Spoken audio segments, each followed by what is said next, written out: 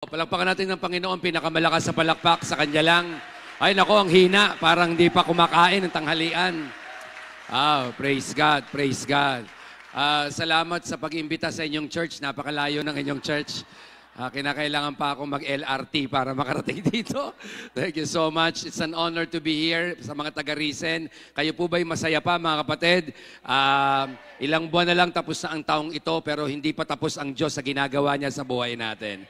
Amen. Kaya tingnan mo nga yung katabi mo, yan ay palatandaan at muka ng isang pinagpalang tao. Yan ha.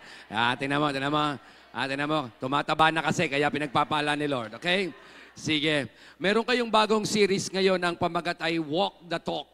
Tama ba? Walk the Talk. I think you will be having a series on the book of James. Pero gusto ko lang mag-connect kasi ayoko munang simulan kasi meron talaga kayong particularly topic on each week. No? Supposed to be kasi last week ako speaker dito. Last week, kanya lang hindi ako pwede dahil nasa Dagupan ako last week. Kanya lang na-cancel naman yung Dagupan because of bagyo at baha. So hindi rin talaga ako natuloy. So ngayon po yung ating pag-uusapan. Now, hindi ko alam kung naibigay ko na itong illustration ito sa inyo. Pero kung naibigay ko man, at least matatandaan ninyo. No?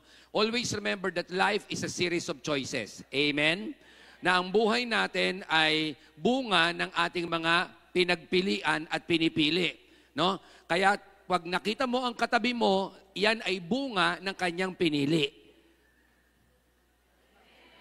Kaya ka umiiyak sa asawa mo, bunga yan ng iyong pagpili. Walang kausap, walang kausap. Nagigets nyo? Tingnan mo yung katabi mo. Okay, sabi mo, kita mo, di ba? Kaya siya tumaba kasi pinili niya yan. Okay? So life is a series of choice. At anuman ang choice natin, kaninang umaga, nag-preach ako sa church namin, your decision may be personal, but the consequences are communal. Ano bang ibig nating sabihin? Minsan ang decision mo, ikaw lang ang nagdesisyon, pero ang effect nito, marami.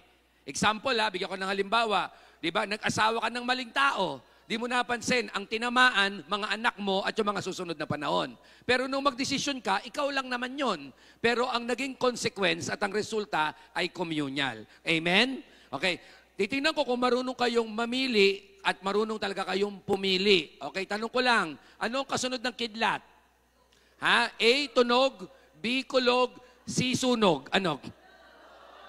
Yung iba, ang sagot, sunog daw. Mambira na sunog ang bahay. Ang sagot ay kulog. Okay, tingnan natin kung marunong ka mamili, ha? Ano, kung ang vegetarian ang tawag sa kumakain ng gulay, ano naman ang tawag sa kumakain ng tao? A, humanitarian. Okay. B, carnival. Or C, cannibal. Ano sagot? Ano sagot? Ano sagot? Ano sagot? Okay, letter C, cannibal. O ito, tanungin ko muna kayo ulit, ha? Ano ang tawag sa ghost? A, multo na nagpaparamdam sa'yo. B, taong di na nagparamdam sa'yo. Or C, flood control project. Okay, okay. Okay. Okay, so ang sagot ay letter C. Okay. Now, bakit ko to sinabi sa inyong lahat? We have choices in our lives. Tama? Ang choice mo ay nasa sayo. Ang problema, ito ang problema natin ngayong pangapanahon na to. Ang bagong generation natin ngayon at ang kahit tayong mga nandito ngayon is that ang gusto natin madalas, convenience without commitment. Ito hindi. Pag tinanong mo, ba't ka umaaten ng church sa Risen? Malapit sa bahay namin. Nagets nyo? Pagkano lumayo? Naku, ayoko na umattend. Kasi ang gusto mo, convenience, pero hindi commitment. Nowadays, ang new generation natin, gusto ng product without process. Gustong tumugtog dito, ayaw namang magproseso ng cell group at saka discipleship. Pakisabi sa katabi mo, ikaw ang topic ngayon. Ha? Nagigasyo, gustong sumayaw, gustong tumugtog, gustong kumanta, gustong mag-ministry. Pero pagdating sa discipleship, gusto ng produkto pero ayaw ng process. Ito pang matindi. We are living in a generation na ang gusto ng wholeness without holiness. At ang gusto pa ng maraming tao is success without sacrifice. So, itong inyong series na Walk the Talk, tama ba tayo? Walk the Talk.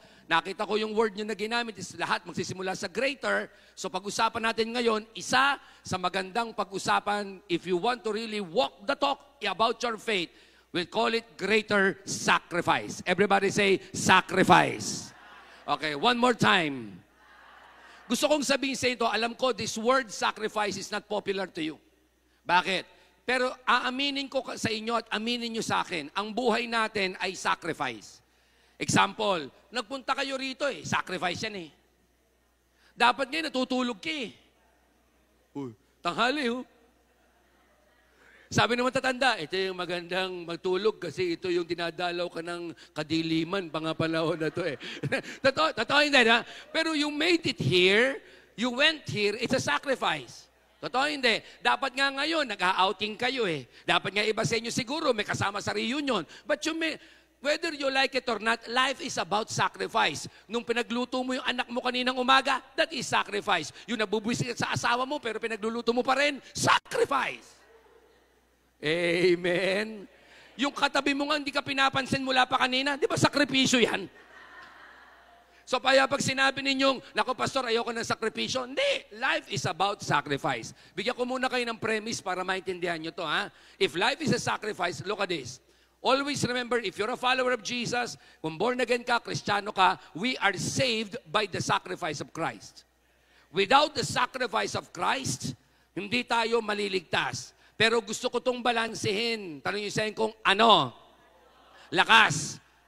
Totoo ngang we are saved by the sacrifice of Christ. But we cannot follow Christ without sacrifice. Walang magsasabi dito na gusto kong maglingkod kay Lord na ayaw ng sakripisyo. Hindi. Always, laging may sacrifice. Amen?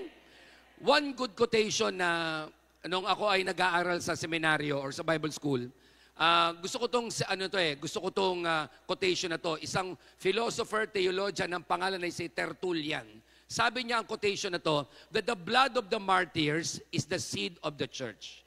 Na yun daw ang dugo daw ng mga martir ay ang pasimula, ang buto, ang tanim, bakit may mga simbahan. Totoo po yan. Bakit po? Kaya natin ito na-enjoy ngayon ang free Bible, free worship, because ang ating mga nauna na mga Kristiyano, they sacrificed for us.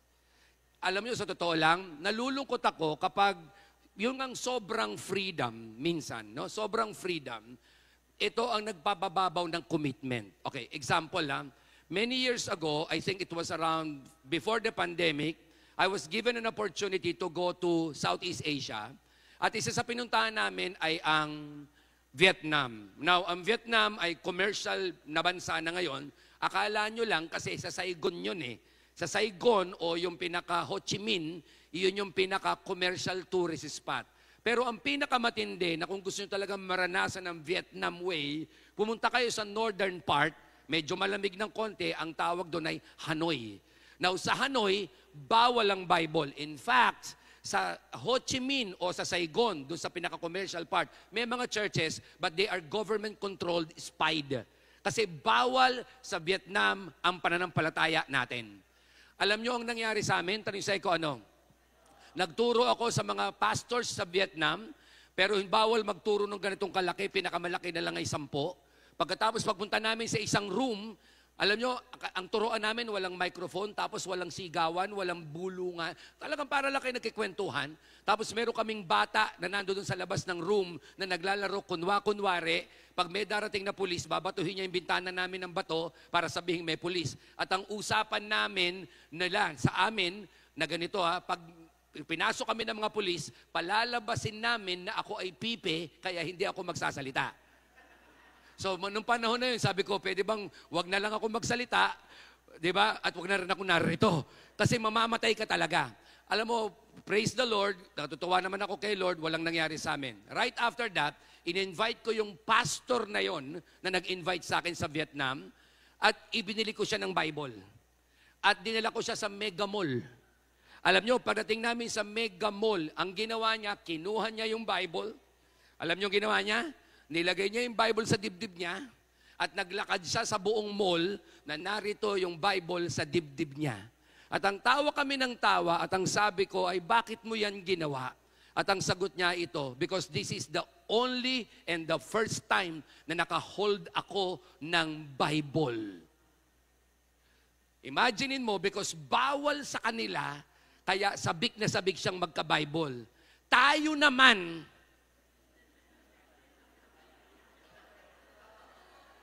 libre na ang Bible.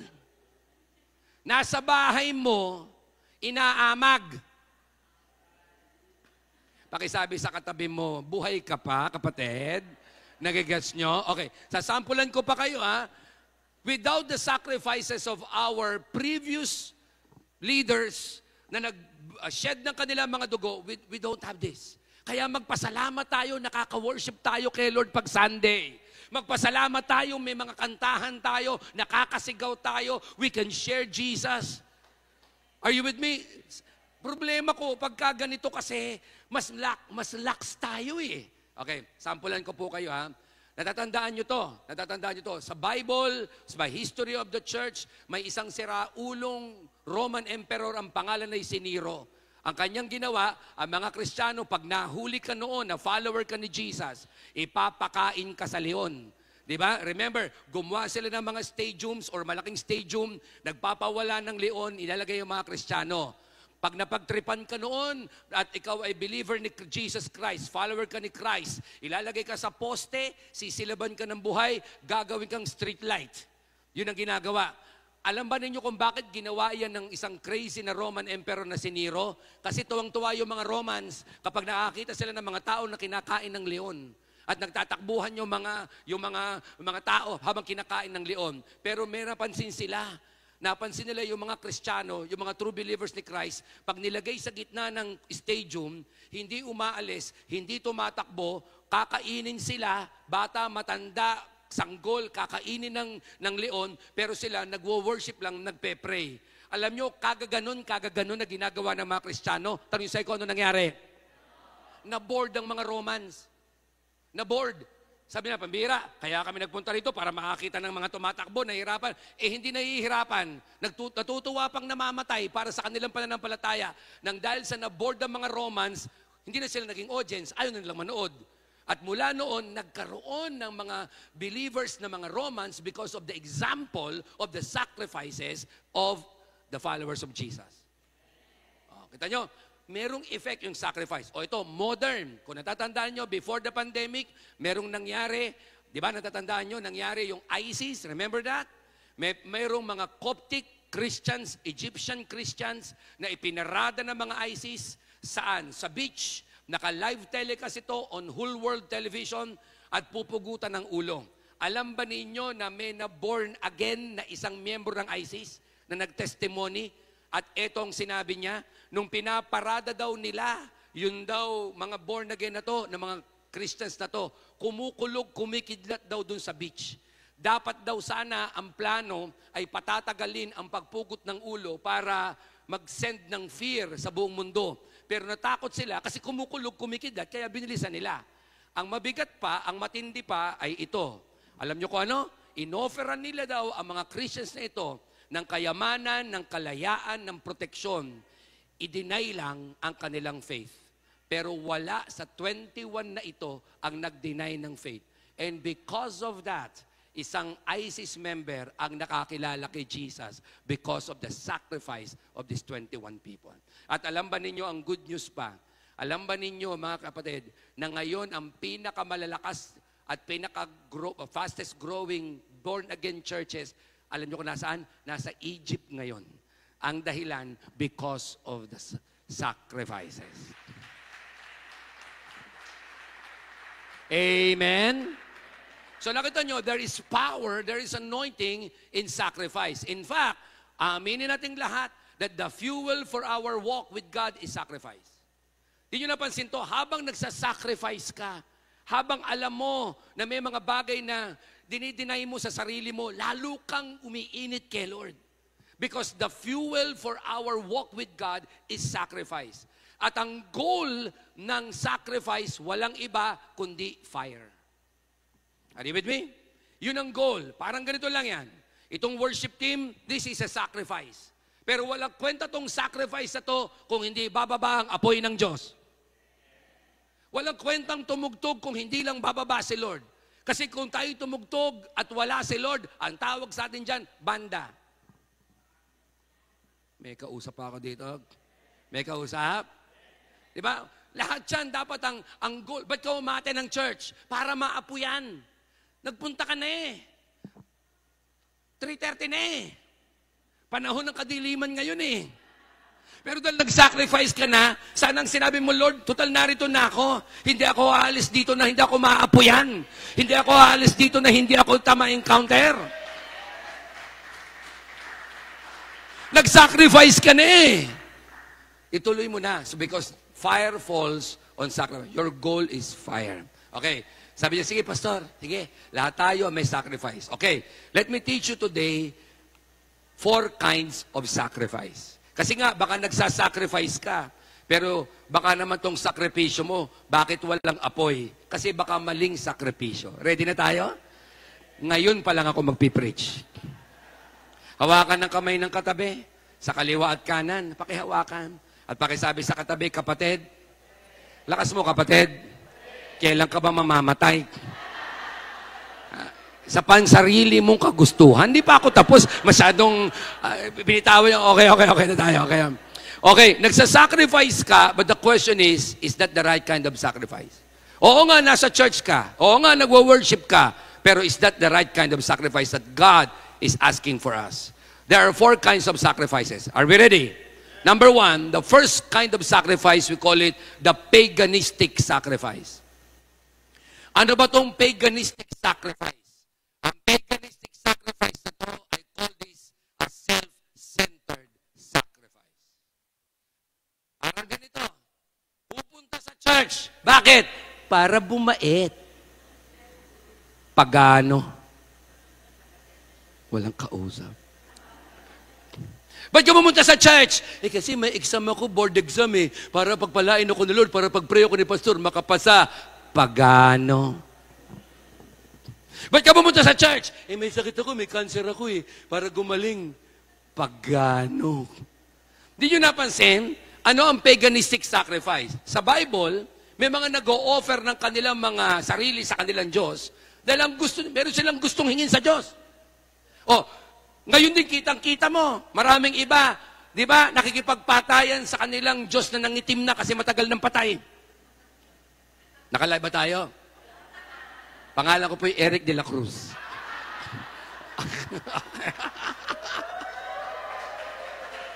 Baka may nagtatanong, Eric de la Cruz. Okay?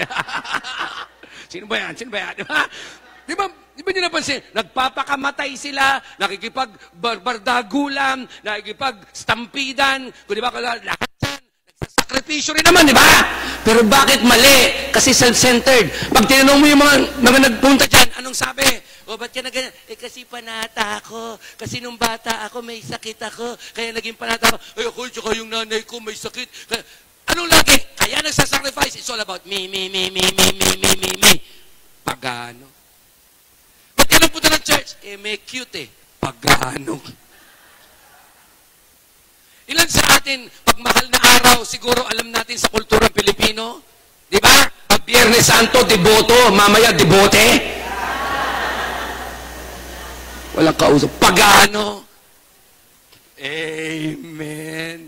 Parang namali ako ng pag-speak, ano. Mauulit pa ba ito? Tama na ito. Nagigets nyo, di ba?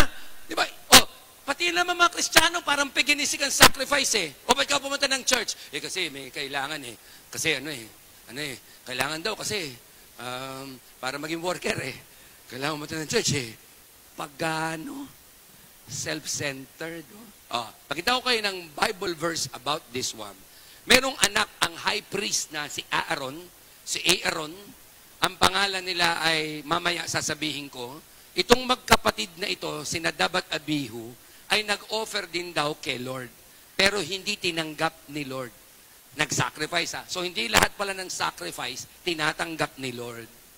Ha? Kaya minsan, kaya nga marami mga tao pag uma-attend din ng church, ang sacrifice din naman eh. Pag uwi, parang hindi na-bless. Kasi self-centered. Are you with me?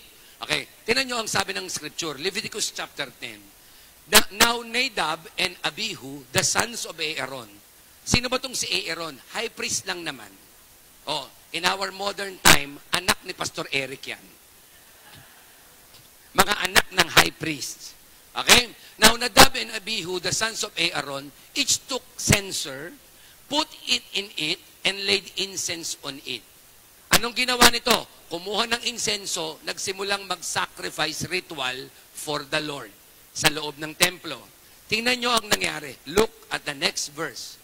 And offered, kayo na magbasa, unauthorized fire before the Lord. Sa New King James Version, ang binanggit, strange fire. Nag-offer kay God ng sacrifice, pero tinawag ng Bible, unauthorized before the Lord. Bakit?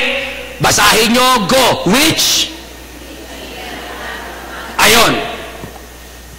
Hindi inutos ng Diyos. Gawin nila yon. Ginawa nila yon. Ano ang tawag doon? Unauthorized fire sacrifice. Parang ganito, hindi ka naman inutusan ng Diyos na sagutin mo yan, ha? Ba't mo sinagot? Walang kausap, ha? Alam mo naman na ayaw ng Diyos na ang maging boyfriend mo unbeliever. Sinagot mo! Tapos anong sabi mo? Dadalhin ko sa church. Nag-sacrifice. Unauthorized fire. Walang kausap. Nagigats nyo? Hindi naman inutos ng Diyos na mag-co-maker ka dyan, ha? Nag-co-maker ka, nag-sacrifice ka, iiyak-iyak ka. Hindi makabayad sa'yo. Tapos, Panginoon, tulungan mo ako, makabayad ng utang. Hindi ka tutulungan ng Diyos because from the very start, it is unauthorized. Is that an amen? Pakisabi nga sa katabi, wag na matigas ang ulo, bebe. Tigas ang ulo, eh. Magbo-boyfriend ng unbeliever, tapos dadalhin daw sa church. Tapos ibibigay, Pastor, i-disciple mo.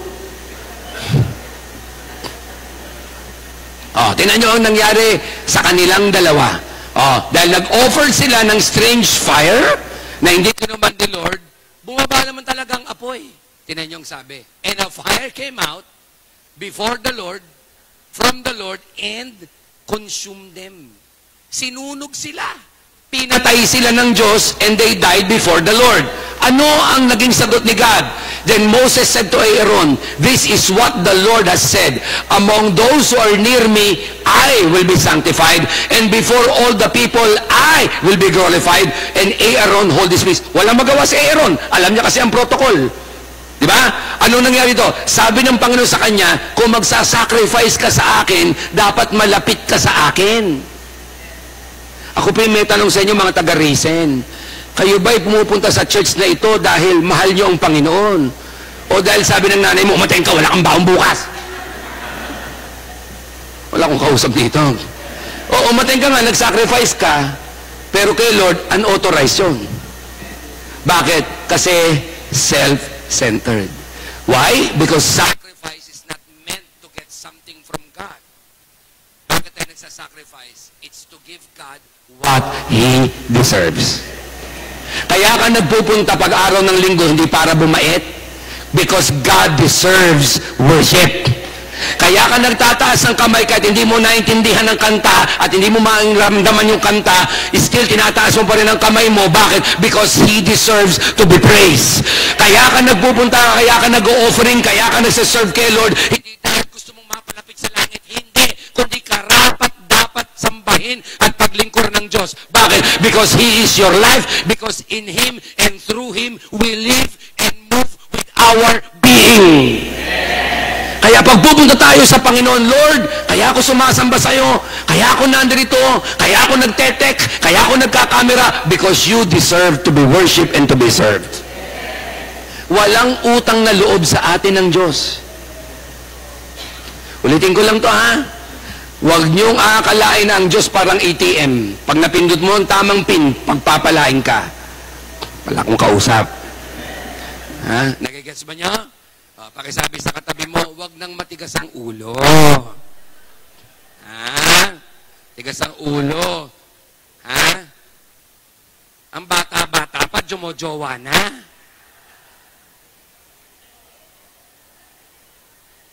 Nag-aaral pa lang, jumojowa na. chemistry nga hindi maipasa. Gusto pang gumawa ng ibang chemistry. Kapal ng mukha. Mahirap ako imbitahin talaga eh, no? Kayo ba ay nagsasacrifice pero paganistic? Yeah? Pangalawang klaseng sacrifice. Pangalawa na ayaw ng Diyos. Nagsasacrifice din naman eh. It's called pharisaical sacrifice. Ano ba itong pharisaical sacrifice? Ang pharisaical sacrifice, kung ang paganistic sacrifice is self-centered, ito naman, self-righteous sacrifice. Mga young people, listen to me. Marami ako nakita mga young people dito. Please, check your vocabulary before you say it. Sample ha? Ano sinasabi mong pastor? Check your vocabulary. Maraming young people ngayon, may malang, may masabi lang, kala mo tama. Example, binawalan mo, hinigpitan mo, ang sagot sa'yo, judgmental. Judgmental?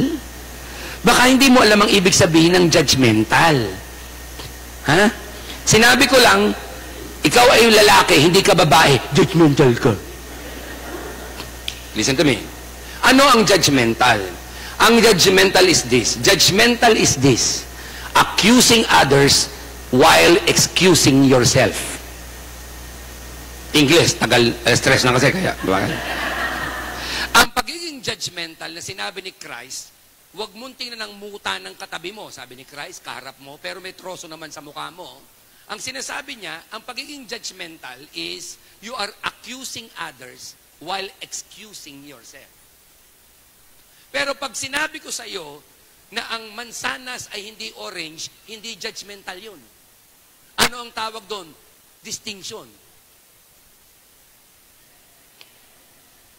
Pag sinabi kong lalaki ka, kahit gusto mo maging babae ka, hindi ako judgmental. Sinasabi ko ang totoo.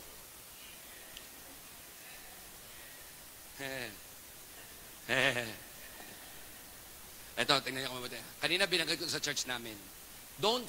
Please, look at me. Am I talking straight to you? Kasi maraming church ngayon gusto lang preaching, mahal ka ni Jesus.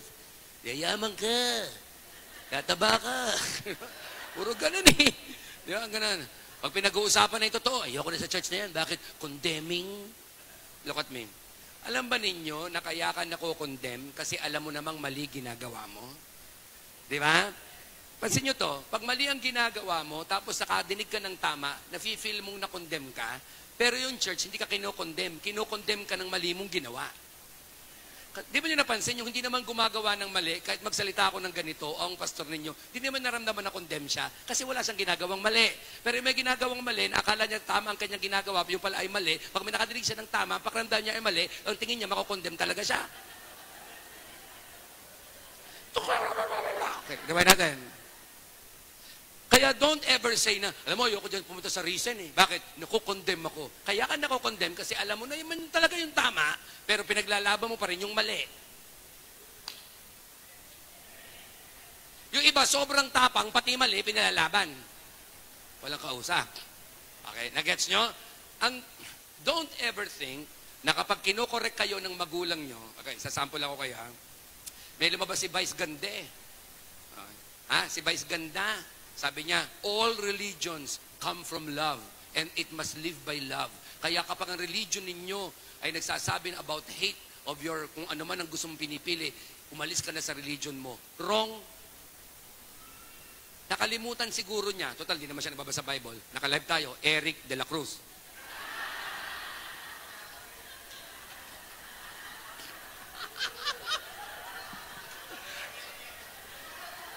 Next week ha. Okay, next week ha. Okay. Sabi ni, nakalimutan niya, sinabi ng Bible, love is patient, love is kind. But look at this, inatapos nyo kasi dun eh. Sabi pa ng 1 Corinthians 13, love does not rejoices in the wrong. Ang tunay na pag-ibig, hindi nagsasaya pag mali. Kaya kayong mga anak na nandirito, pag pinapagalitan ka ng nanay at tatay mo sa mali, huwag mo sabihin, hindi na ako love. Kaya ka nga pinapagalitan kasi love ka. Kasi kung hindi ka love, Ayan, sige anak, sige magsabo ka. Sige, saksak mo sa lamunan mo. Okay lang yan. Love you. O ito anak, singutin mo yung katol. Okay yan. Ganon. Come on.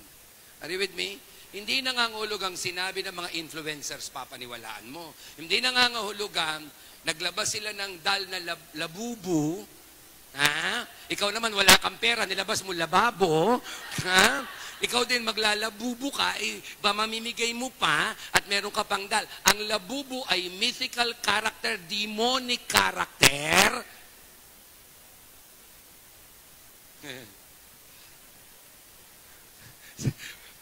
Pakisabi sa katabi mo, sabi ko sa'yo, dapat umabsent ka muna eh. Dapat next week ka nang matin. Mabait yung pastor next week. Walang kausap dito. Are you with me? Ano itong pharisaical sacrifice? Self-righteous. Saan nyo makikita ang storyang ito? Ito ay istorya ng isang Pharisee at isang tax collector na nag-pray kay God sa templo. Tingnan ninyo ang prayer nila. Ha? Nakikita nyo ba sa malaking TV nyo?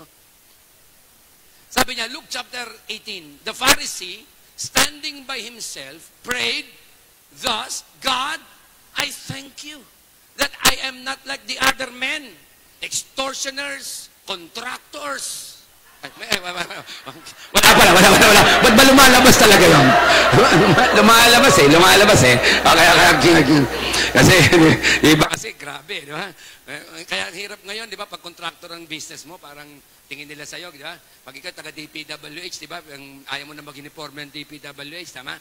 Ano ba ibig sabihin ng DPWH? Departamentong Perang Winaldas sa mga Hudas. Yun ang ibig sabihin. Ay, lumalabas. Eric de la Cruz, Pastor Eric. Ito tahimik. Anong religion to? Okay, para kami kasama namin dito. Okay. Ang nag-gesot, tinan nyo ang sabi, Lord, I thank you, hindi ako katulad ng iba, extortioners, unjust, adulterers, hindi ako katulad nila, 3 babae, chick boy na, pwede sa chick, pwede sa boy. Or even like this tax collector, mabuti na lang, hindi ako katulad niya. Yan ang judgmental, yan ang self-righteous. Ini-excuse yung sarili. Tapos sabi niya, I fast twice a week. Aba! Para mga taga-risen. Hindi totoo yun. You eat more than twice a week. Di ba? Sabi niya, I give tithes of all that I get. Aba! O, patulan natin, maaaring totoo. Pero ang problema, tingin niya sa sarili niya, mas angat siya sa iba kesa sa iba. Nagtatights ba? Oo. Alam mo, kaya ka naghihirap, kaya ka ganyan. Hindi ka kasi nagtatights. Kita mo kami, nagtatights kami. Minsan tayo pag worship, no? Kami natutunan namin sa Rain M na to eh. Yung pag nag-worship, kanya-kanya tayong worship. Tayo minsan, ganito kasi minsan tayo eh, self-righteous eh. Natataas ka ng kamay. Tapos hindi nagtataas sa kamay. Sisilipin pa, hindi mo lang makapagtaas ng kamay. you tend to compare. Nandito ka nga, nagsasacrifice ka, pero para cycle. Ay, ba't kami umati ng prayer meeting? Eh kayo, pagka-outing lang dumarating, pag prayer meeting, wala. Walang kausap. Nagigets nyo? This is now the time para cycle na. Amen. Always remember that you can have an altar for God without the fire of God. Pwede kang may altar, may sakripisyo, pero walang apoy kasi nga self-righteous. Praise God, wala sa inyo niyan dito kasi perfect kayong mga taga-risen. Eric de la Cruz. Alright, are you with me? Bilisan natin. Are you with me? Okay, then number 3 ha. 1 is paganistic sacrifice, self-centered. Nagsasacrifice, pero lagi may gustong hingin kay God. Okay? Number 2, pharisaical sacrifice. Oo nga, tama ang ginagawa, pero self-righteousness naman. Okay? Tends to compare and accuse themselves. Number 3, may pangatlong sacrifice. Ito ay para sa inyo. 4 kasi ito. Sana makuha natin itong pangatlo at pang-4. Ready? Pangatlo, it's called pleasing sacrifice. What is pleasing sacrifice? Kung ang paganistic ay self-centered, ang pharisaical ay self-righteous, ang pleasing sacrifice is self-giving. Okay? Nakita itong word, self-giving. Very familiar kayo, nakatatlong 5 milyong beses nang pinreach ng pastor ninyo, ang Romans chapter 12. Pero may papapansin ako sa inyo dahan-dahan para mas maintindihan nyo ang sinasabi ko. Sabi ng Romans chapter 12, therefore, I urge you, look at the screen guys, brothers and sisters, in view of God's mercy, basa, as, cut natin, ano rito ang pinapa-offer? Ano? Ba't hindi sinabing i-offer mo yung soul mo? Yung spirit mo? Bakit ang pinapa-offer dito? Bodies. As a living sacrifice, ano daw to? Holy and pleasing to God, which is your true and what? Proper worship. Ang totoo palang worship at sacrifice na pleasing kay God ay ginigive mo yung katawan mo. Question, bakit katawan? Tanong sa'yo, bakit? Kasi madalas, ang gusto ng katawan, kalaban ang gusto ng Diyos. Ano gusto ng katawan? 3 p.m. ang service. Pumaten, patulog na lang. Mag-online na lang. Pareho din naman.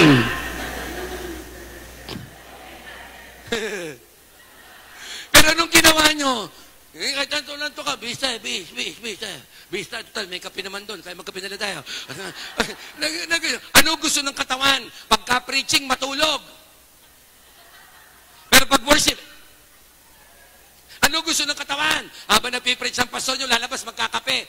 Iihilang daw, mamaya, ang tagal na. Pagtapos na, as I close, saka siya papasok. Ano gusto ng katawan? Huwag nang magtrabaho. Ano gusto ng katawan? Magladlad. Ano gusto ng katawan? Magdamit ng sexy. Ipakita ito. Ilabas ang dibdib. Mag-post sa Instagram. God's beloved. Jeremiah 29:11. Yun ang gusto ng katawan.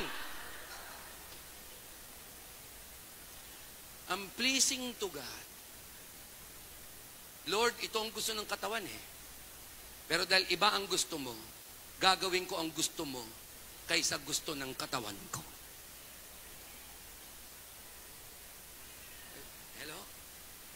Ano, naranasan nyo na ba ito? Kung kailan ka magpe-pray, Lord, magpe-pray ako, Lord, magpe-pray ako. Oh, Lord, amen.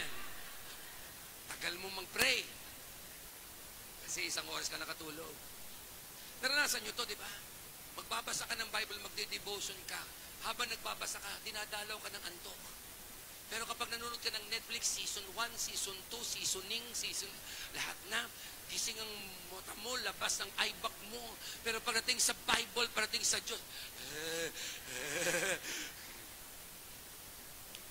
Kasi ang gusto ng katawan, minsan kalaban ng Diyos. Kaya ano daw ang dapat gawin? Sabi ni Apostle Paul, ibigay mo yung katawan. Offer your bodies. Lord, di ko to kaya. Lord, bakit? Kasi gusto kong magka-jowa. Gusto kong may SSA ako, same-sex attraction.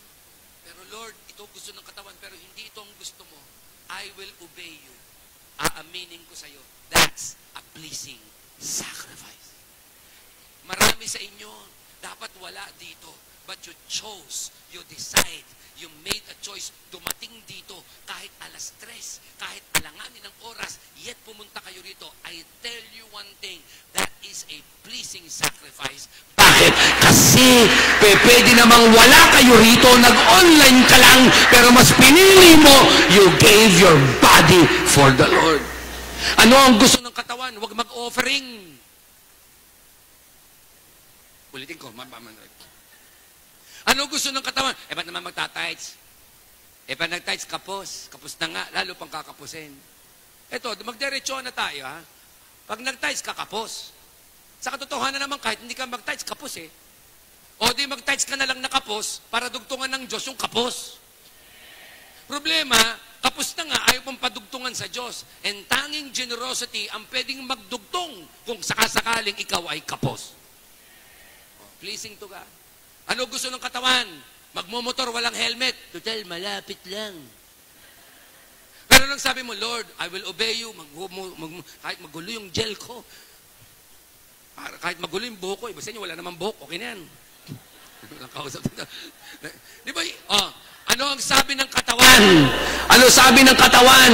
Nako, magdidilaw na. Bilisan mo, bilisan mo, bilisan mo. Baligtad kasi ito sa Pilipinas. Dapat ang red stop, ang green ay go, at ang yellow slow. Dito hindi, pag yellow, ayun na, bilisan mo, bilisan mo, bilisan mo. Ano gusto ng katawan? Huwag na mag-aral pero makapasa. Ano gusto ng katawan? Gusto mag-worker pero ayaw mag-process. Wait. Hindi na ako imbitahin dito. This is my last. Layo kasi ng church nyo. Narap ako makarating. Okay, nagigets ba point natin? Yan ang gusto ng katawan. Pero dahil sinabi mo, Lord, even if my body yearns for this, my body longs for this, ito ang gusto, but I will obey you because mas mahal kita kaysa gusto ng katawan ko. Doon pa lang ang sabi ng Bible, pleasing sacrifice. Alam niyo kung ba't hinihingi ng Diyos ang isang bagay na mahirap sa'yo? Because God, when God asks a sacrifice, He's not after the sacrifice. He's after your heart. He's after your heart. Diba? Alam niyo yung tithes, hindi naman kailangan ng Diyos yun. Palagay niyo. Palagay niyo, pinaghirap mo ang Diyos pag di ka nag-tithes. Uy, walang kausap dito. Ha? Kalaban niyo, pinaghirap niyo ang church nung di ka nag-tithes. Matagal ka lang hindi nagtatites. Hindi naman naghirap ang reason, ha?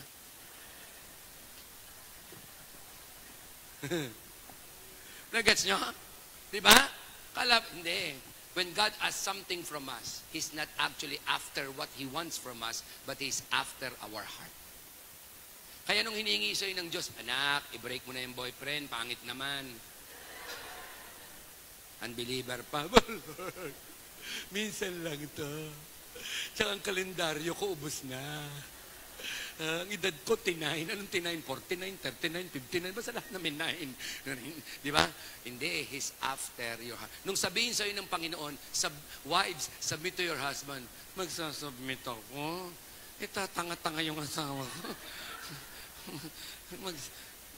Is actually not after what you are sacrificing. He is after your heart. Bigyan ko kayo na isang kwento from the scripture. Are you still with me? Are you blessed this afternoon? Okay man, matatapos na ako before rapture. We're done. May isang storya sa Bible wherein si King David ay nagkasala. Not from Bathsheba, but from a story wherein tinukso ng demonyo si King David na magbilang ng kanyang army. Nagsensus siya. Dahil nagsensus siya at nagbilang siya, nagalit ang Panginoon, nagpadala ng salot, pinagpapatay ang lahat ng nasasakupan niya. Cut natin sandali ganon, nagbilang lang, nagpadala ang Diyos ng salot, para maintindihan natin ang mga istorya sa Bible na para mga hindi maging conflicting, we have to understand the previous stories. Kaya nagpadala ang Diyos ng salot nung si King David ay nagbilang, kasi may utos na si Moses sa Exodus chapter 30 na ang sabi ay tuwing magse-census, dapat papalitan ng offering ang kada bilang. Nagets nyo? Tuwing may census ang bibilang na nasasakupan ng tinatangkilik, mag-o-offer kay God. Now, what am I trying to say in the spiritual sense? Ang sinasabi ng Bible ay ito, tuwing dumadami, nagiging greater ang pagpapala ng Diyos sa iyo, dapat greater din ang pagbabalik natin sa Kanya ng pagsamba, pasasalamat, at pagbibigay sa Kanya. Amen? Problema sa atin dito, dumami na ang sasakyan mo kasi nakabili ka ng payong na may libreng Rolls Royce. And yet, you never gave to God. Nakabili ka na ng motor, nasetapan mo na, 4 ang tambucho, tapos, kung kailan nasira, tsaka nagsabi sa pastor, pag-pray mo yung motor ko. Mali. Tuwing may bagong bibigay sa inyo ang Diyos, cellphone, whatever it is, ano mang pinromote ka ng God. Dati kang nasa first floor, ginawa kang third floor. Okay? Na-promote kayo, nabigyan kayo ng mga bagay na pinagpala kayo ng Diyos. The moment nagbibilang na kayo ng pera sa bangko, ng tinatangkilik, dapat laging nagbibigay daw ng offer kay God. Ang problem, nakalimutan ito ni David. Kaya nagalit ang Diyos. Kasi si David hindi perpekto. Ha? Hindi lang po siya mamamatay ng higante. Mangungulekta rin siya ng babae. Always remember that. Ang babae ni David ay hindi lang isa. Maramis. Dahil meron siyang habit na tuwing magkakanker ng nation, nagtatangay siya ng babae. Do you understand the point? So bakit sinabi pa rin na si David ay man after God's own heart? Ang maganda kasi kay David, pag alam niyang mali, madali siyang bumabalik sa repentance at paghahambol kay God. Marami sa mga Kristiyano, alam ng mali, nilalaban pa. Alam ng mali, umiiwas pa. May document na nga ng Ghost Project, hindi kami yan. Walang kausap. Joke lang yan, ha? Ngayon ko hello? Pero sidetrack lang ako, ha? Merong nag-uusap, dalawang contractor na Chinese at Pilipino.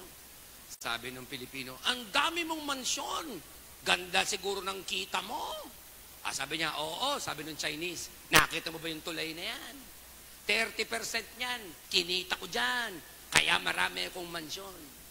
Sabi naman ng Chinese sa Pilipinong contractor, ikaw, bakit mas marami kang mansyon at kotse? Malaki siguro ang kita mo. Oo naman. Nakita mo ba yung tulay na yon? Sabi ng Chinese, nasan? Yun nga eh. Walang kaut. Eric de la Cruz, pastor of Risen Christ. Nasaan na ako? Nawawala ako ng sarili ko. Gusto nyong mamatay? Manood kayo ng Blue Ribbon Committee hearing, mamamatay kayo. Okay, may stress kayo. Maniwala kayo sa akin. Anyway, let's go back to our pagiging makadiyos. Okay? Okay, eto na ngayon. Eto na, dinagalit ang God kay David. So, eto na si David dahil marunong siyang mag-humble to the Lord. Sabi niya, ang sagot dito, sacrifice. So, what he did was, he went to a place ni Arauna to buy lupa. Eto na. So, 2 Samuel 24, so David went up at God's word at the Lord's command, and when Arauna, yung may-ari ng lupa, looked down, he saw the king and his servants coming on towards him. And Arauna went out and paid homage to the king. Si Arauna po yung may-ari ng lupa. Okay? Nabibili ni David para mag-offer siya of sacrifice with his face to the ground. And Arauna said, why has my lord the king come to his servant? David said, to buy the threshing floor from you in order, ano daw?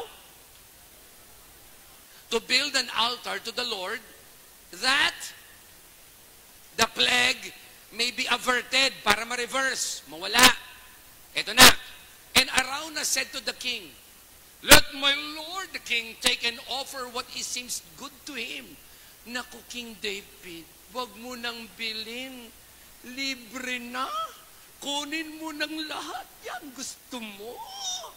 Nako, pag nadinig yan ng mga pastor, ang sagot ng mga pastor, answered prayer. Ano? Tapos sabi pa ni Arauna, here are the oxen. Pati yung susunugin natin sa sacrifice for burnt offering, and the threshing sledges, and the yoke of the oxen for food, pati yung i-offer. Sige, eto na. Bibigay ko na rin. Hindi lang lupa, pati yung panggatong, ibibigay ko na. Sabi ng mga Kristiyanong taga-Risen, answered prayer yan. Walang kausap. Nagets nyo? Tapos ito pa, sabi ni Arauna, all this, O king, Arauna gives to the king. And Arauna said to the king, sabi niya, may the Lord your God accepts you. Question, masarap bang makadinig ng ganito na ibinibigay sa'yo? Libre! Come on! Come on! Ha? Binigyan ka ng ayuda, ganong kalaking kahon. Uy! Di ba? Libre! Pero anong sabi ni King David? Sabi niya, but the king said to Arauna, no! But I will buy it from you for a price. Ano niyang dahilan niya? Mayabang ba siya? Hindi. Sabi niya, because I will not offer burnt offerings or sacrifices to the Lord, my God, that cost me nothing.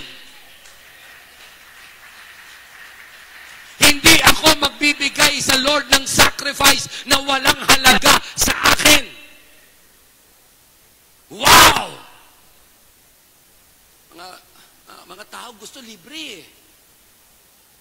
Uy, may conference. Libre ba yan?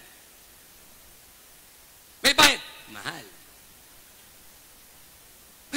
Koreano, kahit libo-libo, gaganyan-ganyan. May ilaw-ilaw dito. Kahapon na-traffic ako eh. Buti nag-lark kayo dumating. Galing ako Maynila, umalis ako ng 6, namarating ako ng bahay 10. Kahit libo-libo, bibili ng parapernalya ng Koreano, isang kasangla yung kidney, makabili lang ng parapernalya ng Koreano, ng gamit ng Koreano. Pero parating sa Diyos, kahit sin offering, mamaya sila, mamaya, tatayo yan, mauna na sila. Kung kailan offering, tsaka umiihi. Pastor, pinaparinggan mo ba ako? Oo naman, kanina pa, hindi ka pa nakahalata naman. Are you following me on this? Sabi niya, I will never offer to the Lord anything that will cost me nothing. Alam nyo naman, di ba? Na sooner or later, may iwan sa inyo ang building na ito. Tama? Walang paniniwala itong mga... Parang tayo lang ang masaya eh. Okay. Sooner or later, kami po ay magtatayo ng building. In fact, without cost from us, na matatayo po yung 3-story building. Pero alam nyo, kahit na yung kausap ko ay sinabing, itatayo namin yung 3-story building sa inyo, wala kayong gagasusin kahit anong sentabo. Ako na ang nag-offer. Ang sabi ko, hindi. Babayaran namin sa iyo yan monthly. Ha? Kung di naman babayaran ng buo yan, babayaran namin ng 100,000, 150,000 sa loob ng isang buwan monthly for the next 15 to 20 years. Bakit? Ayokong pumunta sa isang lugar na libre that will cost us nothing. Bakit? Tanong sa'yo bakit? Kasi para yung simbahan hindi masabi ng isang tao na ako ang nagpagawa, kundi para masabi ng buong simbahang tayo ang nagpagawa sa biyaya ng Panginoon. Come on. Hindi ko ito sinasabi para magbayad kayo sa amin, ha? I'm not asking you na. Kundi, noong nakaraan, may summit po ang Rain M sa October 30 sa Victory. May bayad po yung venue. Nagbayad kami ng buo. Nahiya pa sa akin ang pastor ng Victory. Tinatanong kung okay lang ba sa akin kasi pwede raw tawaran yung presyo. Sabi ko, hindi naman ako hingi ng tawad eh. Wala naman akong kasalanan eh. Kung ano yung hiningi nilang presyo na 75,000, this is just a testimony, binayaran namin. Walang tawad-tawad. Anong dahilan? Kasi bakit? Kasi we will never do anything for the Lord that will cost us nothing. We will go, mga kapatid, kayong mga nagte-technical, di ba kayong mga nadyan, kayo nga hindi maka-worship eh, di ba? Bakit lahat sila umiiyak na, kayo hindi, kailang fokusan mo yung umiiyak na yan. Ito yung nangungulangon, tanggalin mo yan. Isa tulog, nakagano, alis mo. Diba? Hindi ka maka-worship. But listen to me, you're doing this as sacrifice for the Lord at ginagawa mo ito with something, not with nothing. Dapat ito ang konsepto natin, mga taga-Risen. Nag-a-usher ka, kahit nakakabwisit yung iba, dumarating, sinasabi mo maupo sa harap, ayaw maupo sa harap, ang tigas ng ulo. Pero ikaw pa, God bless you, kapatid. God bless you. And yet, ang sabi mo, mag-a-usher pa rin ako next year, kahit maraming matigas ang ulo, because I will never serve the Lord, I will never give anything to the Lord that will cost me nothing. Dapat ganun. Amen? Dapat ganun. Kaya tinan nyo nangyari. So David bought the threshing floor and the oxen for 50 shekels of silver. And David built there an altar to the Lord and offered burnt offerings and peace offerings. So the Lord responded to the plea of the land, basa, and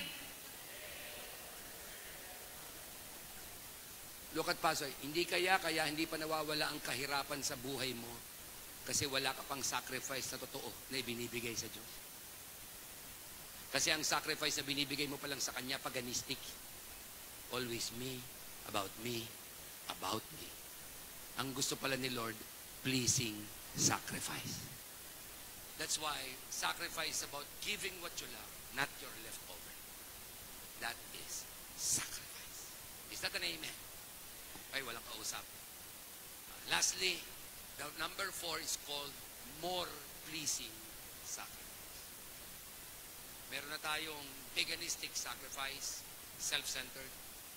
Pharisaical sacrifice, self-righteous. Number 3, pleasing sacrifice, self-giving. Mas may mataas pa pala dyan. Sana makarating tayo lahat dito. Kasama na ako. Kasama ang inyong pastor, ang inyong mga leaders. Ano ba itong more pleasing sacrifice? It's called self-denying sacrifice. Kung sa self-giving, binigay mo yung katawan mo dahil ito ang gusto ng katawan mo, yet you let the will of the Lord be done. Ito naman, self-denying. Kung sa pleasing sacrifice, it is a battle between what is good and what is bad. Dito sa more pleasing, it is a battle of decision between what is good and what is better.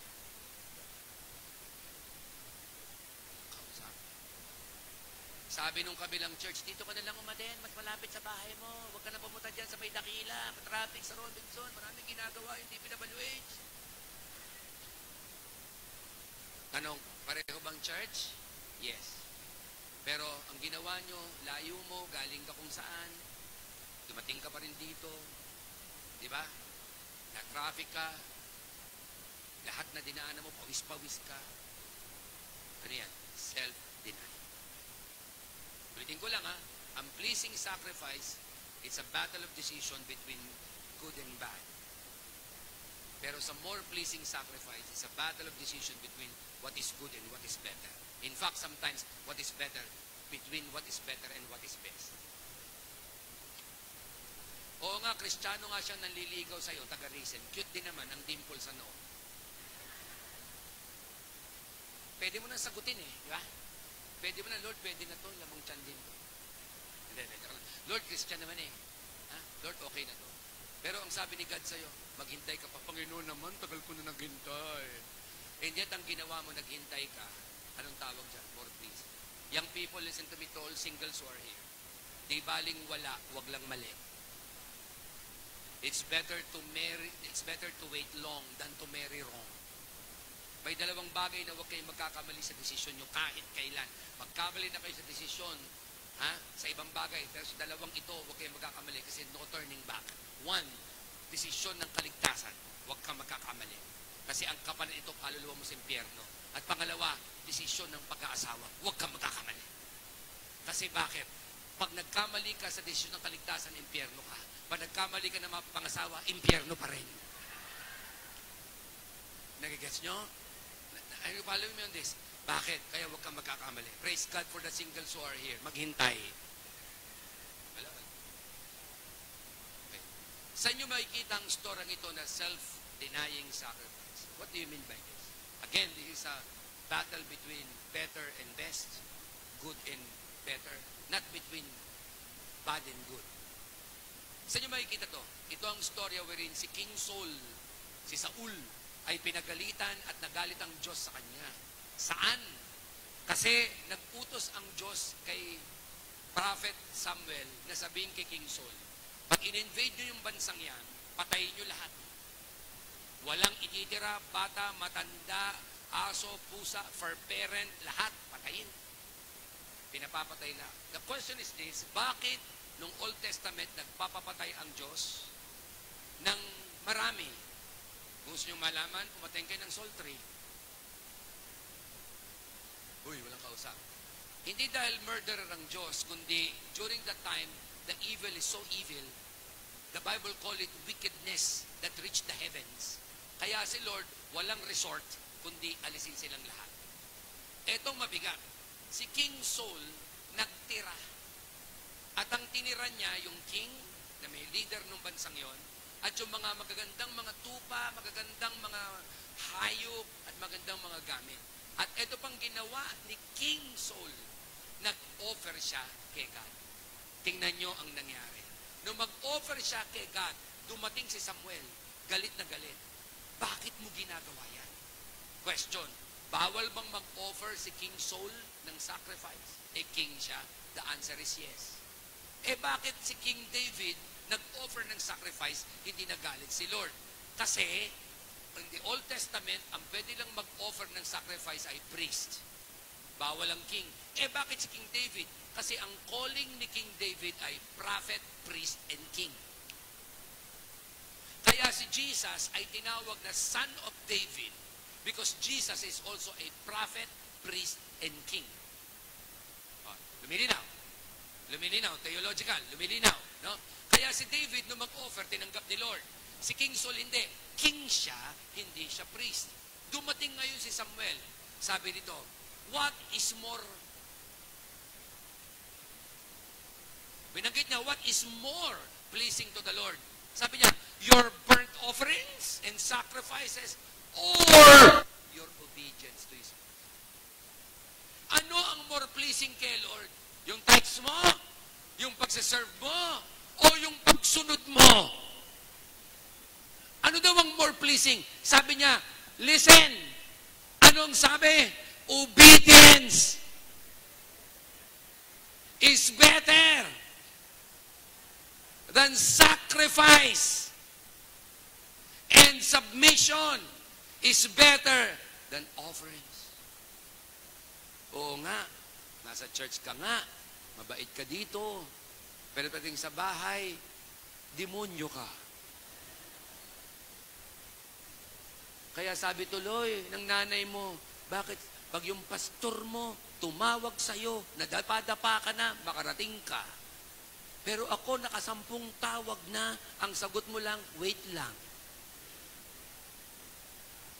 Pakisabi sa katabi mo, sabi ko sa'yo, ikaw ang pinag-uusapan.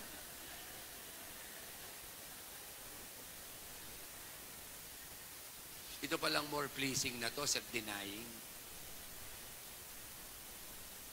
Yung bang ganito, madali yung pleasing sacrifice eh. May trabahong may linggo o may trabahong walang linggo. Eh, mas pipiliin ko na yung maglingkod sa Diyos na magtrabaho ng walang linggo. Diba? Pero, ang self-denying iba. Ang self-denying, parehong pwede eh. Are you with me? Parehong okay eh. Pero ang pipiliin mo, kung ano yung sinasabi sa iyo ng Diyos lang.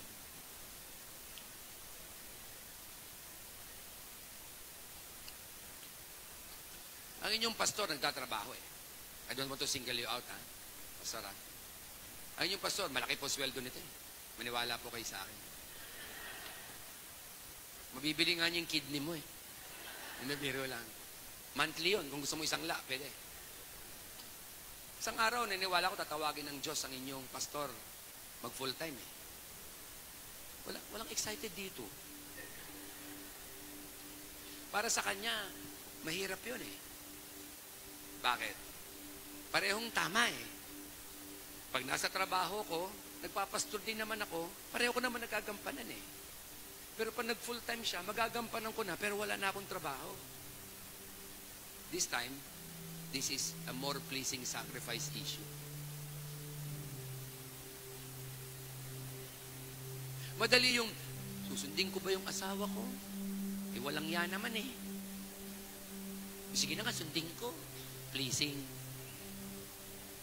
Pero maganda din yan. Pero yung anak, yung asawa mo, okay naman eh. Minsan ay hindi okay. Minsan ay madalas hindi okay. Pero nasasubmit ka pa rin eh. More pleasing. Walang kausap. Madali yung pleasing eh. Time ng service, natutupsokan ko din ng cellphone mo, magdududud ka, akala mo nagtitake note ka, yung pala nagbabrowse sa TikTok mo. Dali yun eh. Diba? Pero ito yung more pleasing eh. Yung nag-cellphone ka, nagtitake note ka, nanonood ka ng live mo, tapos may nag-notify. Pareho din namang tama eh. Pero mas pinili mo yung makinig to obey. Because God said to obey is better than sacrifice. Amen? Pakisabi nga sa katabi mo, huwag na matigas ang ulo, kapatid. Always remember that sacrifice is a surrender of something of value for the sake of something else. That's sacrifice. Pero bigyan ko ng good news, ha? Baka nasaktan kayo masyado. Kaya magala tapos na ako. Konti lang, no? Dagdagan ko pa. Gusto mo? Dagdagan ko pa na okay lang? Pero ito ang good news. Tandaan niyo po sa kung ano. Mga ibang religion, I have found out that today's sacrifice is tomorrow's supernatural. Na kung ano man ang sinasacrifice nyo ngayon, ang effect nito supernatural. Sabihan ko na halimbawa, Di ba dati ikaw lang ang umate ng church, ng Bible study, ng cell group? Pag uwi mo, pinagbabawalan ka pa, kinagalit ka pa ng asawa mo, ginagalit ka pa ng pamilya mo, di ba? Sira ulo yan, mga born na yan! Totoo hindi. Tapos nilabang mo yung faith mo. Tama? Di mo napansin, ngayon kasama mo na ang pamilya mo sa Risen.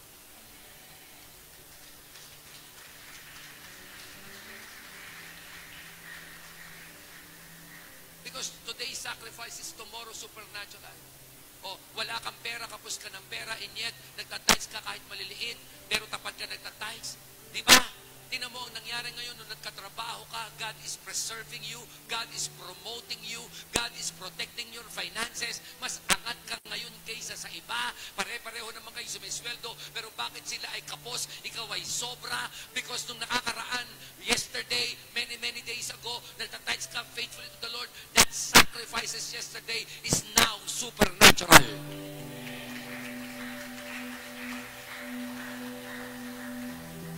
Marami nang maagang nag-asawa, tingnan mo kung nasa na sila. Hiwalay na, wala na, divorce na, o may kinakasama ng iba. Pero ikaw naghihintay ka because God is preserving you for something what is better and something and someone what is best. Kaya yung mga sacrifice nyo ngayon, tomorrow, supernatural po yan. Is that an amen? Kwento ko kayo and I'm done. Are you blessed this afternoon? Okay, ito po ay testimony namin sa Rain M. Kwento ko lang po kayo, no? Hindi ko alam kung nagkwento ko to sa AS or sa Apostolic Service, pero kwento ko na lang. Dami ko na kasi kinikwento, hindi ko na alam kung saan ako nagkikwento. Ako po personally, tumutulong ako sa mga churches dahil because I believe na kung merong gagamitin ng Diyos sa pagbabago ng bayang ito, hindi gobyerno. We try that. Hindi rin kung mayor, kung sino man, we try that. Presidente, we try that. Kaya kanina ang preaching ko kayo ng umaga sa amin is beyond kings and kingdoms. Kaya huwag nyo inilalapit masyadong sarili nyo sa mga politician. Sa araw pag wala na sila, wala ka na rin. Pero our faith and our relationship beyond kings and kingdoms. Our faith and our relationship with God will stay until we will go home in heaven. Are you with me? Tumutulong po ako sa mga churches at minsan, aminin ko sa inyo, magastos tumulong sa mga churches. One time, I was led by the Lord na tumulong sa mga churches sa Albay. So, kinontak po ako ng ilang mga leaders ng churches doon. At ang sabi, Pastor Reggie, can you mentor us? Tulungan mo kami. Kanya lang, kami po ay hindi po mayaman at churches. Kami po ay hindi mayaman mga pastor. Ang sabi ko, okay, walang problema. So, we booked our own flight. Gastos namin ang sarili naming airfare. We booked our own hotel. Kami mag-asawa. We bought our own food. No? Pagdating po namin sa Bicol, sa Albay, mababait po yung mga pastor, maniwala po kayo sa akin. Akala ko ang dadatnan ko ay maraming pastor. Alam niyo kung ilan? Sabi ko ilan? 8. Siguro ako bilang speaker sa maraming conferences, sanay ako sa marami. Pero ako sinanay din ako ni Lord sa kakonti. So padating ko po doon, 8. Alam niyo yung demonyo, nagbubulong sa'yo. Laki ng gastos mo eh. Tapos 8 lang sila. Tapos habang nagme-mentoring kami, whole day yun eh. Kalahatian ng araw, umalis pa yung 4. Nagigets ba yung point natin? Ako, tinuloy ko pa rin yung mentoring. Sabi ko lang, this is a sacrifice. And I know there is a result of supernatural. Tinuloy ko yan ilang beses. Nung kamit ko yung pastor, kumakain kaming ganun kasi nga medyo hindi sila able eh. Alam niyo kung ano nangyari? May tumawag sa kanya. Pagkita ko yung cellphone niya, yung screen nawawala. Alam mo yun? Tanggal yung screen, tapos may scotch tape. Sabi ko, Pastor, bakit yung cellphone mo, yung screen, may scotch tape? Sabi niya, kasi Pastor, hindi ko mapagawa. Kasi ang pinatapos ko muna yung pag-aaral ng anak ko. Oh, sabi ko, walang problema. Then suddenly, the Lord asked me to do something. Sabi sa akin, the Lord, bili mo siya ng cellphone. Huwag kayong mag-alala, hindi nangungusap sa akin si Lord sa inyo. Pagbaba namin doon sa kainan sa mall, di niya alam. Sabi ko, halika, pastor, halika. Eh, bakit, pastor? Ito. Anong gusto mong cellphone dyan? Uy, pastor, sige. Hindi ko tinuro yung Apple. Hindi yun, mahal na. Tinuro ko lang yung mga talong, opo, mga ganan. Okay. Mga sibuyas, di ba? Tinuro lang. Ako, pastor, ito na lang sa akin. Bibili natin yan. Pastor, wala ko pera. Bibili kita. Yung pastor, mangiyak-ngiyak. Ako din, mangiyak-ngiyak eh. You know the sacrifice. Hindi naman madali yun eh. Kasi dahil sabi lang sa akin, bili mo siyang cellphone. Bili ko siyang cellphone. Turo ako, 8, naging 4. Uwi kami. Pag uwi namin, of course, it's a large sacrifice. That was this year lang. Alam mo, ang pinalit sa amin ni Lord, kami sabihin ko ano? Lakas. Last month, may tumawag sa akin.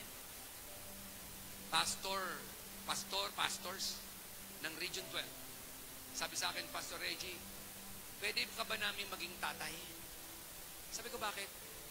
Kasi walang nagme-mentor sa amin after ng pandemic na pabayaan na kami. Kasi sila po ay churches ng Takurong, Sultan Kudarat, South Cotabato, Davao, General Santos. Alam mo, sabi ko, anong gusto nyo? May mentoran ko kayo. Walang problema, mentor. Pastor, ayaw po namin ng mentor.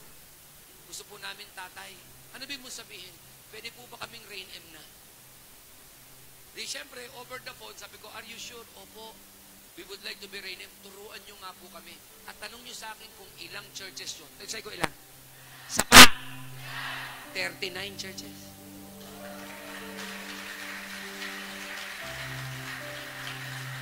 Nakita nyo, I spent a lot of sacrifices teaching 8 pastors. And yet ang pinalit sa akin ng Lord, 39. This October 22 to 23, we will fly to General Santos to meet them, to lay down the cards. Next year, they will be joining us here. Ititrain namin, etc. 39 churches. Hindi ko sila pinaghirapan and yet they wanted to. Now, ano lang ang point ko?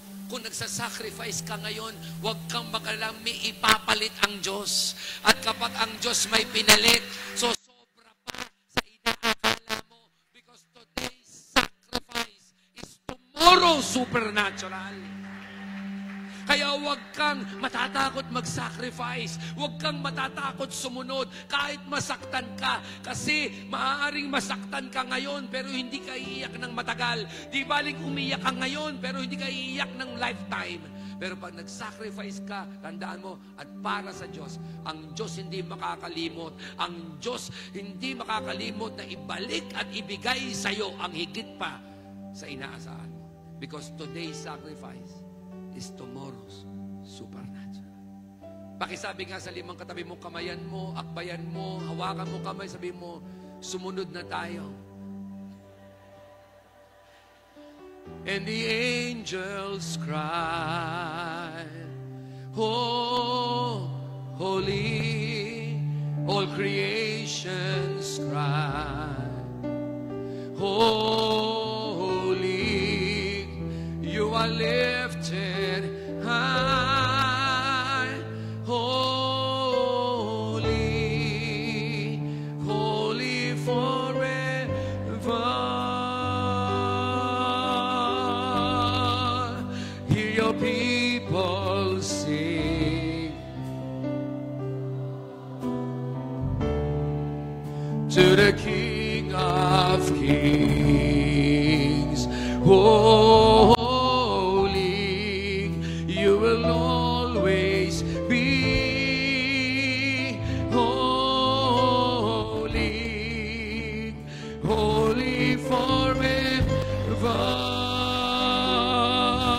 everybody sing, your name is the highest, and say, your name is the highest, your name is the greatest, your name above all thrones and dominions, all power and positions, your name stands above them all. Your name, Jesus, your name is the highest.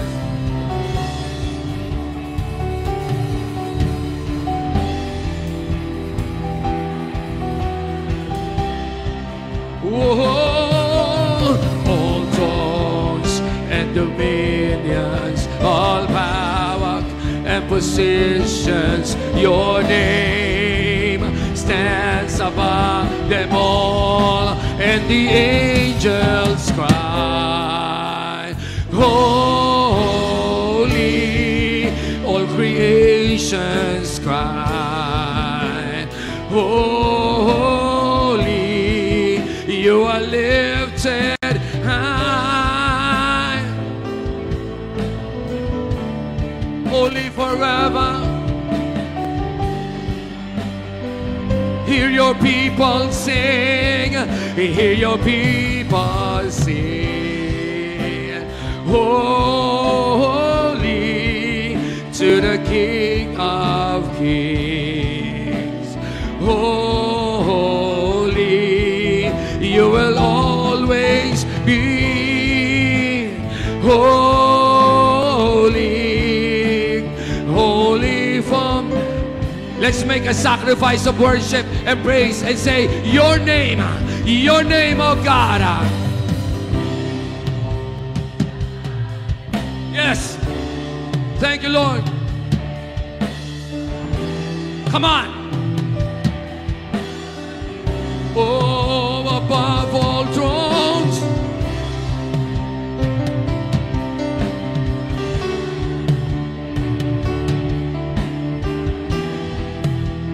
One more time, lift your hearts and offer a praise and worship. Your name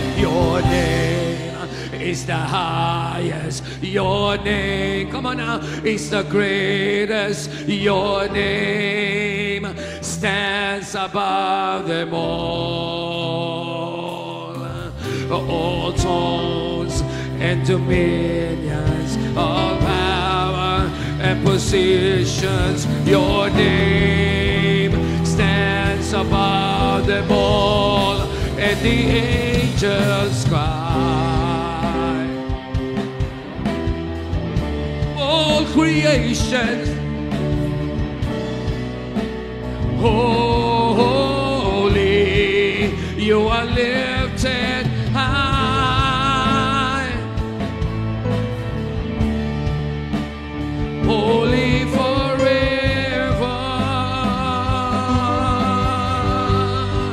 Hear your people sing, holy to the King of Kings. Holy, you will always be holy, holy forever. As our eyes are closed, as our hands are lifted high, maybe this preaching, this sermon is about a heart check. Na baka minsan marami na tayong ginagawa sa Panginoon, akala natin pleasing pa pala kay Lord. Yung pala self-centeredness na. Yung pala self-agenda na. Panginoon, we ask, forgive us. Baka minsan we tend to compare our faith to other church or other Christians. Baka self-righteous na. Lord, forgive us. But today, sana sa inyong mga puso, for the next 1 minute, I'll ask you to pray to the Lord. Lord, make my offerings, everything that I have to you, pleasing and more pleasing. Sige, right now, for the next 1 minute or so, sabi mo sa Panginoon, Panginoon, check my heart. Ginagawa ko pa ba ito para sa iyo? O para sa sarili ko na lang?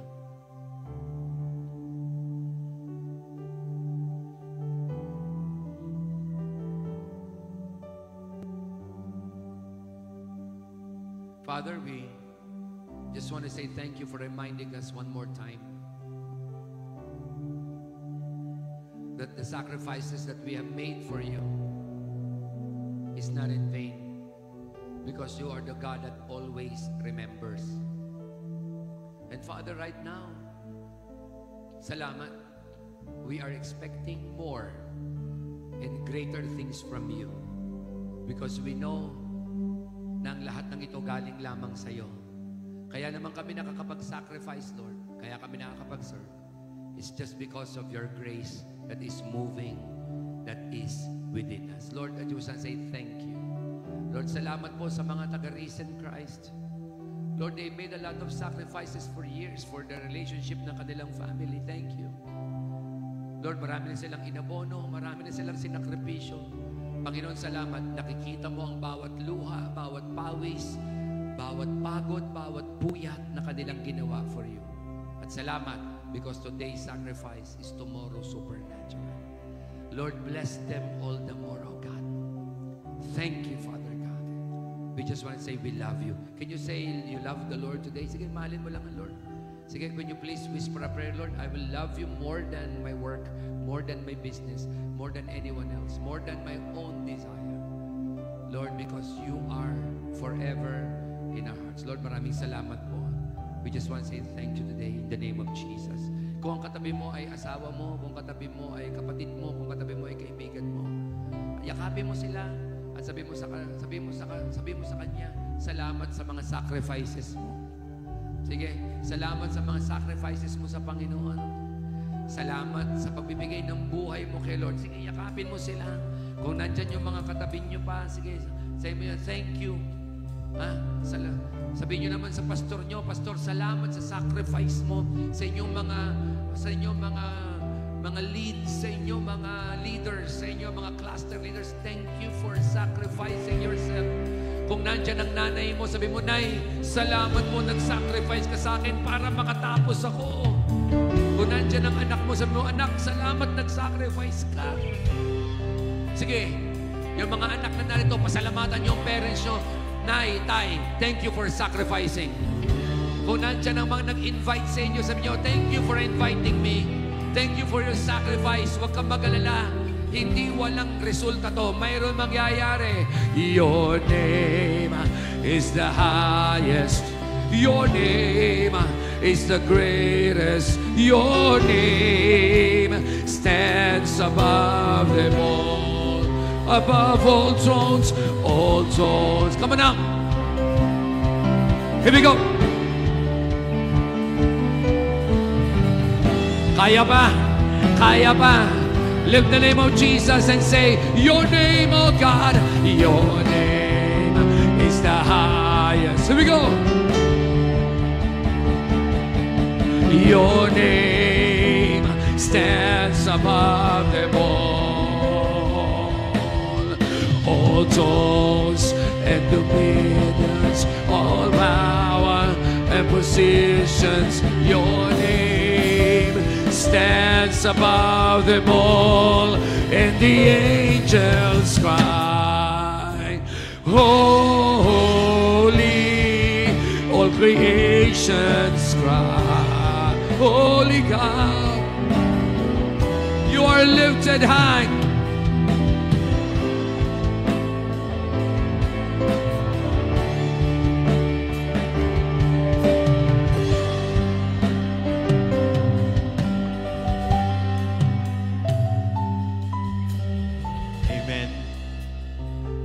Truly in our journey in the Lord,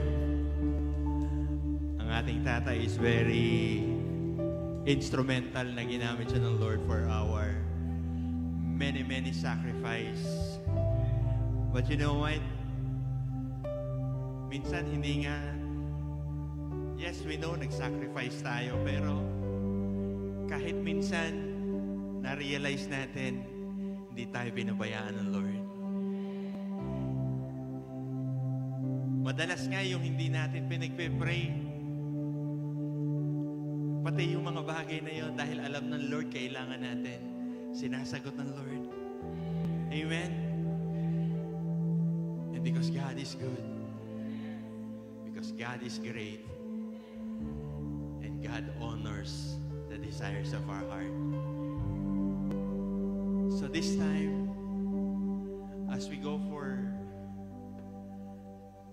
we are preparing for the closing of the season, October, November, December. As we prepare for the next week to come, you know what? Ang binibigay na heart sa atin ng Lord, always be excited because mas marami pang gagawin ng Lord sa mga darating na linggo, sa mga darating na buwan. October, the Lord is telling to us right now, October is yours. November as well. Even December, marami pang papatunayan ng Lord sa buhay natin. Hindi lang sa church natin, kundi sa pamilya mo, sa relasyon nyo, sa mga anak mo. There are things na gagawin ng Lord that you will be amazed and you will say, Lord, salamat, nag-sacrifice kami dahil nakita namin, sinagot mo ang aming mga panalangin. Amen? And as we go on, mga kapatid, ako na Mildred ang bahala sa mga kasunod. We cannot outgive God. Amen? And I know na yung mga binibigay natin, minsan sacrifice ang tawag natin, but in reality, we are just bringing back the glory to Him. And as you give right now, dati nagbibigay tayo kasi parang automatic, parang it's part of the service. But this time, can you ask Lord, Lord, what does sacrifice means in my giving right now? And as the Lord speaks to you, I'll give you a few seconds to ask the Lord, Lord, this time, can I try to offer something to you that will cost me something? Lord, this moment that I will give to you, can you keep something in my heart that this moment I will offer something to your kingdom na may kurot sa puso ko? And sa mga ushers, can we have the box for offering? And as you prepare, let's prepare our offering as well as we give to the Lord.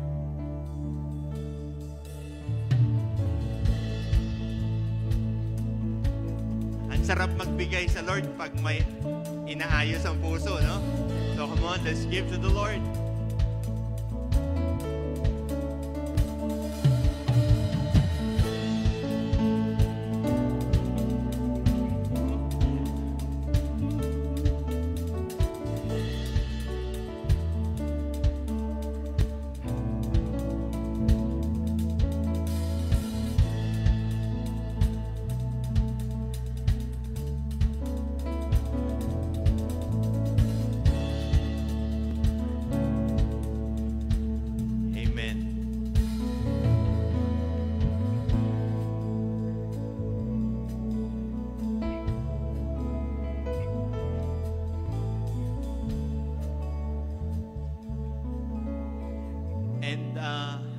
Just to share to you a little bit about the things, sacrifices before we leave.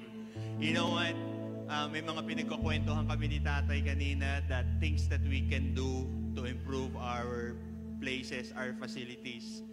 Because as we transfer here, ang heart namin mag-asawa, tayo sa leadership, may mga gagawin tayo sa paligid. But ang heart ng Risen Christ, we will not offer anything that will cost us nothing. Hindi kami makiki-worship dito nang walang sacrifice sa Risen Christ. Kaya sabi, ang heart natin dito is whatever we can do, whatever we can give, anumang sacrifices we can contribute, we will do it. Amen? Kasi ang puso ng taga-Risen Christ, katulad ng puso ng ating tatay, kailangan nagbibigay, nagsasacrifice tayong lahat. Amen? Tayo tayong lahat, mga kapatid. Assignment ko sa inyo, mag-advance reading na kayo.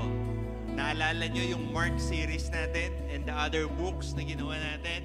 This October, we're gonna go through until November, we're gonna go through the book of James. So kanina parang pakiramdam nyo, bakit yung message ni Tatay parang may kurot sa puso, parang minsan may sakit ng konti. Ganun po kasi ang tatay sa anak. Anak po kasi tayo. No? Hindi po tayo nag-invite kay Tatay na hindi niya tayo kilala. Kilala niya tayo, kaya talagang tagos sa puso ang mensahe. Bakit ko sinabi yun? Yung babasahin po natin book series, akala nyo malambing. Si James po yun, pag binasa nyo, ang sakit naman itong magsalita. Ang bihira, opening na opening pa lang, pagsubok na topic. So, basahin nyo po yung James. Hihimay-himayin po natin yan from October to November kasi mas kailangan po natin yung mga nakaka-challenge na message. Kasi po yun yung mga sacrifice natin today. And tomorrow, we're gonna reap the blessing of all those things. Amen? Na-bless po ba ang bawat isa? Amen? Na-challenge po ba ang bawat isa? Amen?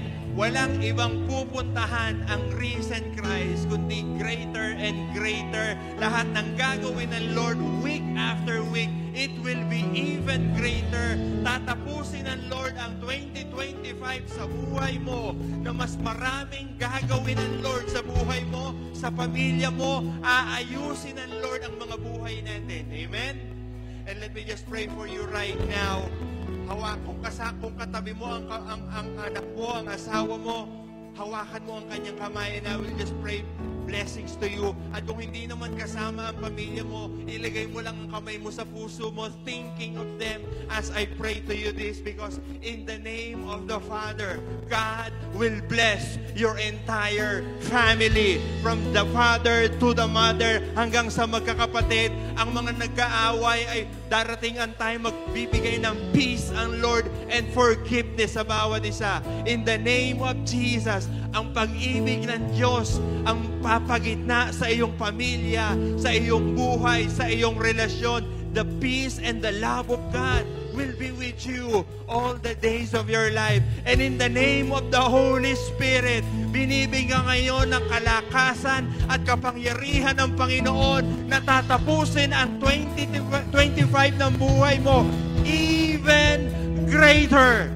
Greater and greater. That is the promise of God to you, the promise of God to your family, the promise of the Lord in Risen Christ. Kaya ang bawat isa sa atin sa Risen Christ, we know this will happen. We declare that this will happen because we are asking this in the name of the Father and of the Son and of the Holy Spirit. And the entire church say, God bless you, Risen Christ people.